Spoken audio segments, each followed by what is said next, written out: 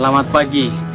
Hari ini kita akan membahas tentang apa yang menjadi seruan orang-orang banyak yang tidak terima, orang komplain. Kenapa gereja ditutup? Kenapa gereja tidak dibuka? Orang komplain, orang mengatasnamakan Tuhan, mengatakan Tuhan marah karena gereja ditutup. Nah, pertanyaannya, apakah itu dari hati yang tulus? Apakah itu hanya sekedar membela agama?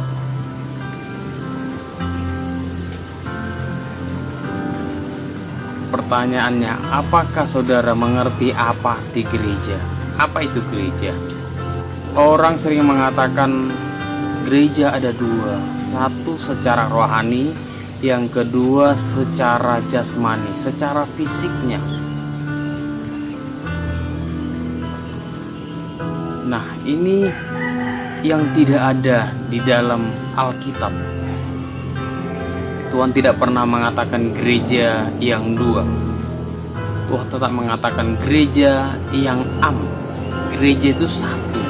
Karena kalau dua, mempelai itu satu. Kalau dua berarti mempelai sedang melakukan poligami.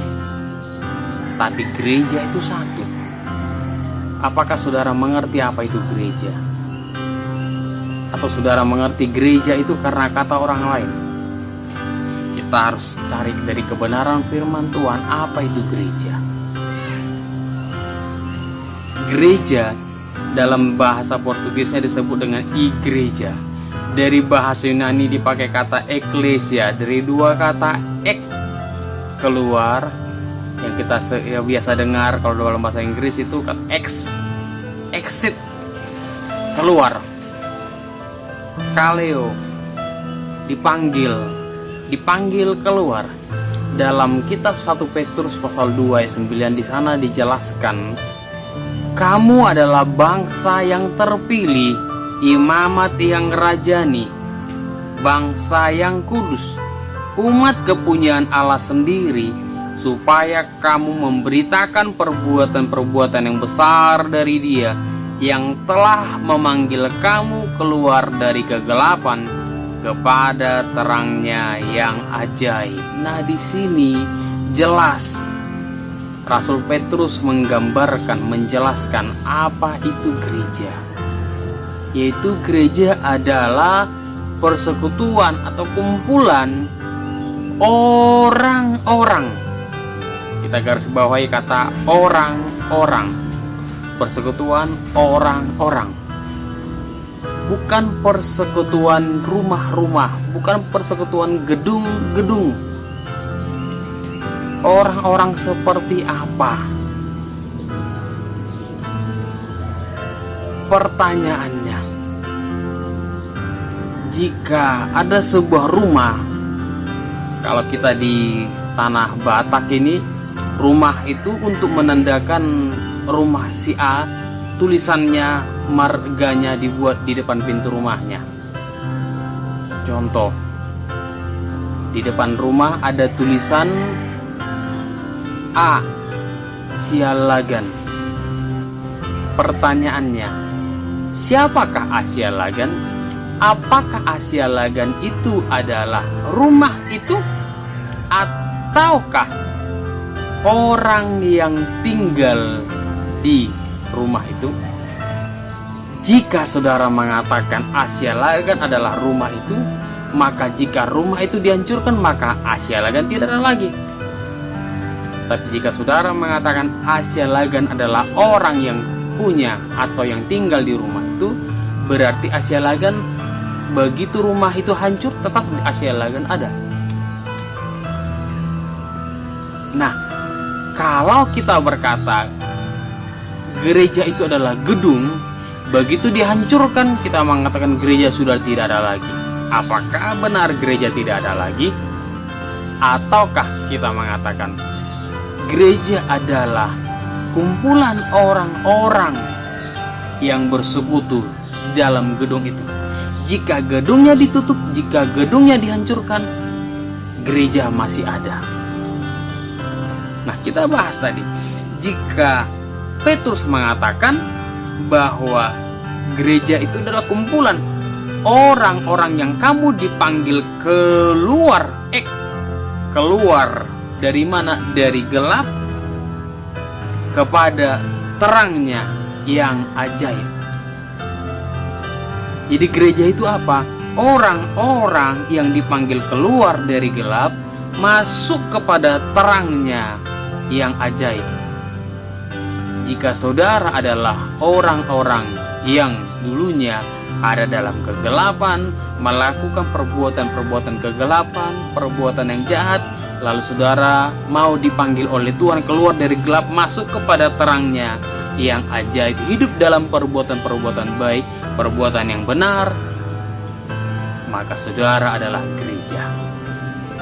Jika gereja adalah kumpulan orang-orang yang dipanggil dari gelap kepada terangnya yang ajaib, lalu kembali kepada gelap, apakah itu adalah gereja?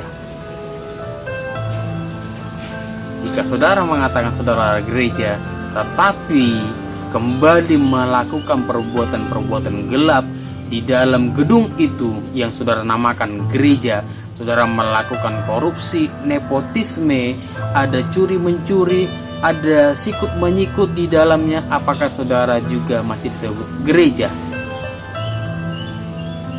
Karena gereja itu adalah yang dipanggil dari gelap kepada terangnya ajaib dan tidak ditambahi, boleh lagi kembali kepada gelap. Ya.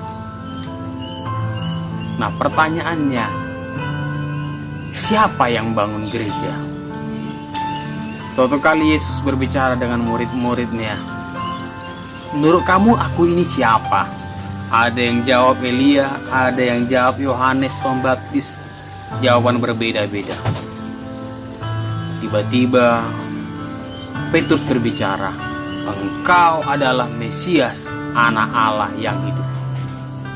Yesus berkata, bukan kau yang ngomong itu Petrus, tapi Bapakku yang taruhkan perkataan itu dalam mulut. Lalu Yesus mengatakan sebuah kalimat yang memicu perbedaan pendapat, bahkan mungkin sampai hari ini. Yesus berkata, engkau adalah Petrus, dan di atas batu karang ini aku akan mendirikan jemaatku. Pertanyaannya,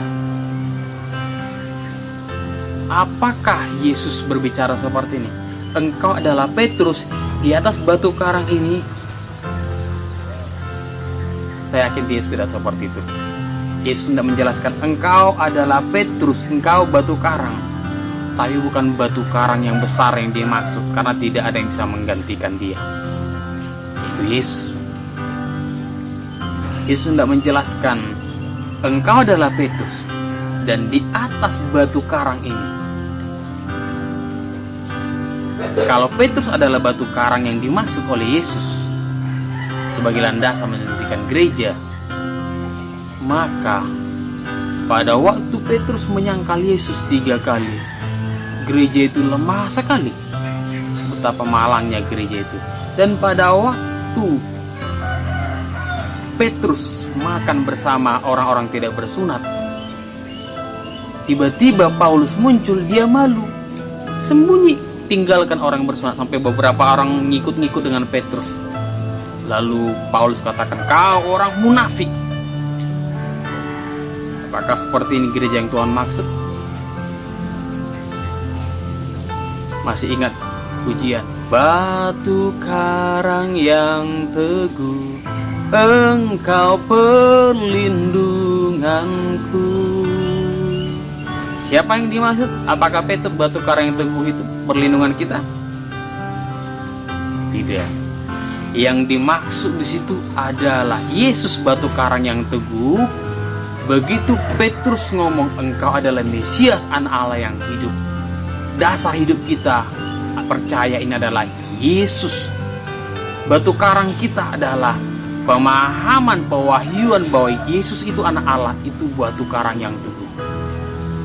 Teguhnya kita di situ. Dasar gereja adalah Yesus, dialah batu penjuru kita.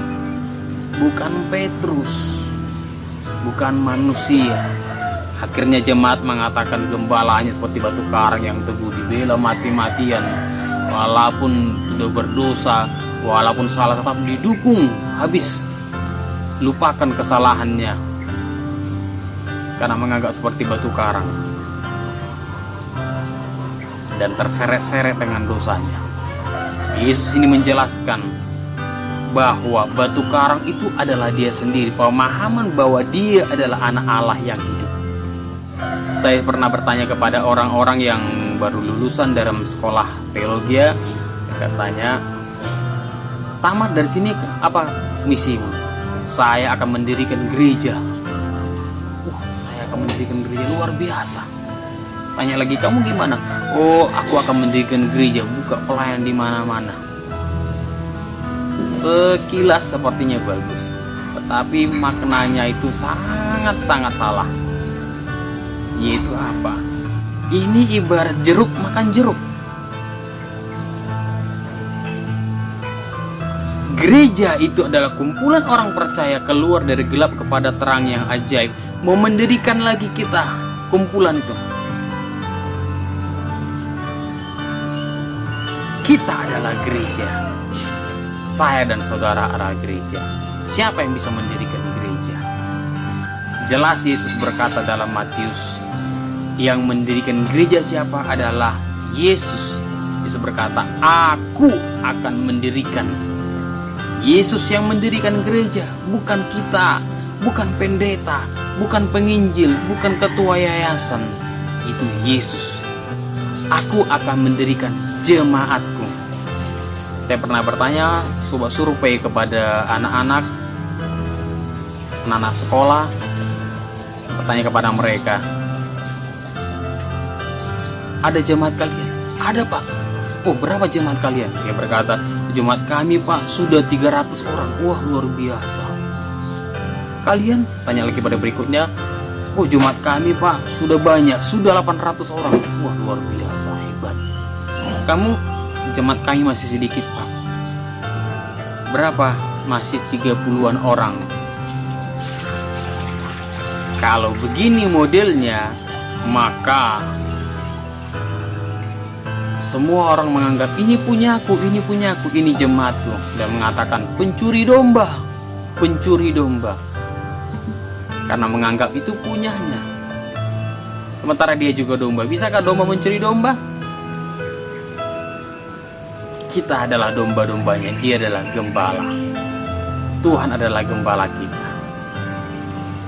Kita harus posisikan kita sebagai domba. Kita semua domba, dia gembalanya. Kita semua adalah gereja.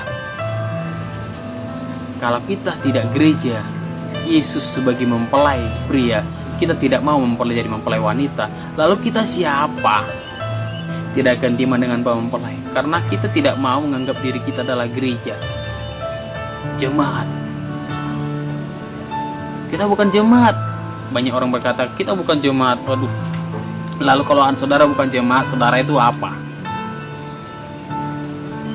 Ini karena saudara tidak mengerti apa itu gereja. Banyak orang begitu membuka pelayanan mengatakan, Tuhan kirimkan jemaatmu, kirimkan jemaatmu. Begitu Tuhan kirim jemaat,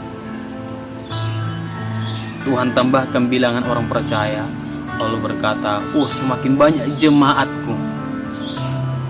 Begitu mengalami goncangan, kata Tuhan, lihat jemaatmu. Begitu mengalami tantangan, ini punyamu, ini jemaatmu, ini gerejamu Tuhan. Begitu diberkati, ini punyaku, ini jemaatku. Saya sekarang geli sendiri melihat seperti ini. Ini pemahaman yang salah selama ini melekat dalam pikiran kita. Lalu katanya, ini jemaatmu. Iya. Begitu tiba-tiba Yesus berkata, aku akan mendirikan jemaatku. Kalau Yesus mendirikan jemaatnya, saudara mau bangun jemaat, berarti jemaat saudara dengan jemaat Tuhan beda. Karena ini punya Tuhan, ini punya saudara. Ambillah punya saudara, tangani sendiri. Tuhan akan tangani jemaatnya. Tapi itu kalau jika saudara mengatakan itu jemaatmu, ambil, tangani sendiri, kerjakan sendiri. Karena saudara seperti jeruk makan jeruk. Dan Yesus singkapkan, aku yang mendirikan gereja. Siapa? Yesus berkata, aku, dia yang mendirikan gereja. Bukan kita. Tidak akan bisa kita dirikan gereja karena kita sendiri di dalamnya.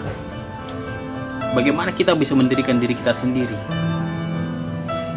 sementara kita lemah? Kita butuh dia yang mendirikan kita. Yesus berkata, aku akan mendirikan jemaatku. Itu jemaat siapa? Jemaatnya Tuhan. Jika kita berkata ini adalah punya kita, lalu Tuhan berkata, pulangkan jemaatku.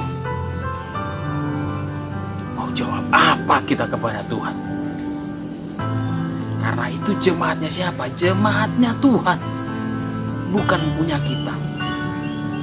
Jadi jangan lagi katakan ada mencuri domba, ada curi domba. Karena domba itu punya Tuhan semuanya. Ini bukan punya nenek moyang kita, ini bukan punya keluarga kita, ini punya Tuhan. Jadi kita bersyukur dalam situasi-situasi sekarang kalau dikatakan tutup gedung gereja, itu bukan gereja yang ditutup, itu hanya gedung yang ditutup.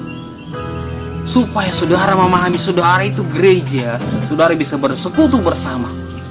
Dengan ditutupnya untuk sementara gedung-gedung tempat peribadatan, itu yang ditutup bukan gereja, tapi gedung.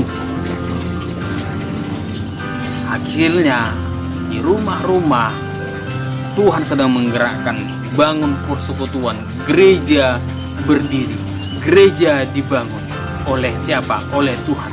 Tuhan menggerakkan pria-pria menjadi imam dalam rumah tangga. Tuhan menggerakkan istri, anak-anak bersekutu bersama-sama, menunjukkan bahwa mereka adalah gerejanya Tuhan. Kita gereja, kita harus tahu siapa kita. Yesus mengingatkan, alam maut sekalipun tidak akan menguasai gerejanya. Alam maut tidak menguasai gerejanya.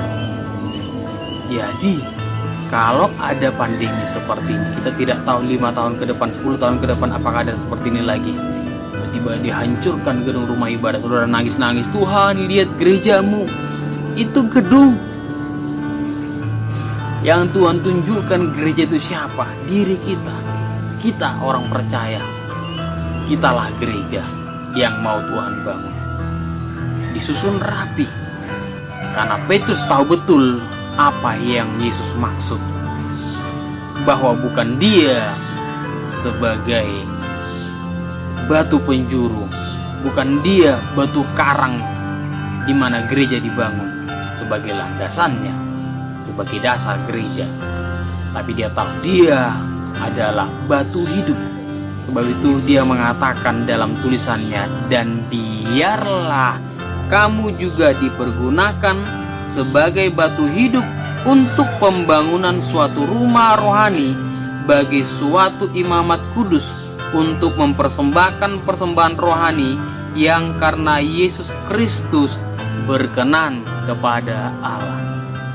Petrus ajak kita, mari biar diri kita dipakai sebagai batu hidup untuk pembangunan rumah Allah, rumah rohani. Bukan diri kita menjadi alat untuk membangun gedung ini. Bukan diri kita untuk melengkapi gedung ini, semen disatukan, tidak. Tetapi yang dimaksud Petrus, bahwa dia mengerti bahwa kita ini adalah batu-batu hidup. Kita batu karang kecil yang Tuhan mau pakai untuk pembangunan rumahnya, rumah rohani, bukan rumah jasmani. Karena Yesus bicara bukan melulu perkara-perkara jasmani, dia fokus kepada perkara rohani. Saudara dan saya adalah gereja. Dan jika kita adalah gereja, mari jangan kembali. Dan jika kita adalah gereja yang dipanggil keluar dari gelap kepada terangnya yang ajaib, jangan lagi kembali kepada gelap. Jangan lagi lakukan perkara-perkara yang gelap. Jangan lagi lakukan hal-hal yang membuat kita masuk dalam kubangan lumpur. Banggalah kalau kita bisa dipakai dalam suatu bangunan rumah rohani. Kesempatan bagi kita untuk membuktikan siapa kita. Semua ciptaan bisa Tuhan pakai. Orang yang baik maupun orang jahat, karena itu haknya dia. Dia pakai untuk kehendaknya. Dia pakai untuk melaksanakan maunya. Kesempatan untuk bisa bekerja di sebuah instansi yang mewah, yang besar, itu banyak keinginan orang. Sama seperti Tuhan. Percayakan kepada kita kesempatan untuk mendapat hak istimewa melayaninya. Ini kesempatan yang harus kita hargai dan diresponi tidak dengan setengah hati dan terpaksa. Kepercayaan dan kehormatanlah jika kita bisa melayani Sang Raja Semesta. Fokus dalam pembangunan manusia batiniah, pembangunan manusia rohani. Jadi setelah pandemi ini selesai, seandainya nanti kita berkumpul kembali dalam sebuah gedung gereja, mari sama-sama kita tunjukkan bahwa kita adalah gereja. Bukan lagi di saat khotbah membuka-buka handphone, melihat Facebook, melihat YouTube, melihat Instagram, melihat WhatsApp, tapi fokus melihat kebenaran firman Tuhan dan mendengar sabdanya, mendengar dia berbicara di hati kita, meneguhkan kita, karena kitalah gerejanya untuk melakukan apa yang Tuhan mau. Saudara dan saya adalah gereja. Mari gereja Tuhan, bangkitlah. Waktunya Tuhan menyingkapkan kebenaran ini bagi kita, supaya kita sadar, tidak sedih akan gedung-gedung yang ditutup itu, tidak sedih akan perkumpulan yang tidak bisa bersama di luar sana, tetapi bangga Tuhan sedang membangun manusia batini kita, supaya kita mempersiapkan mesbah-mesbah dalam rumah tangga, mempersiapkan banyak mimbar-mimbar dalam rumah-rumah, hingga nama Tuhan dipermuliakan. Inilah gereja sebagai batu hidup untuk pembangunan rumah rohani. Tuhan memberkati.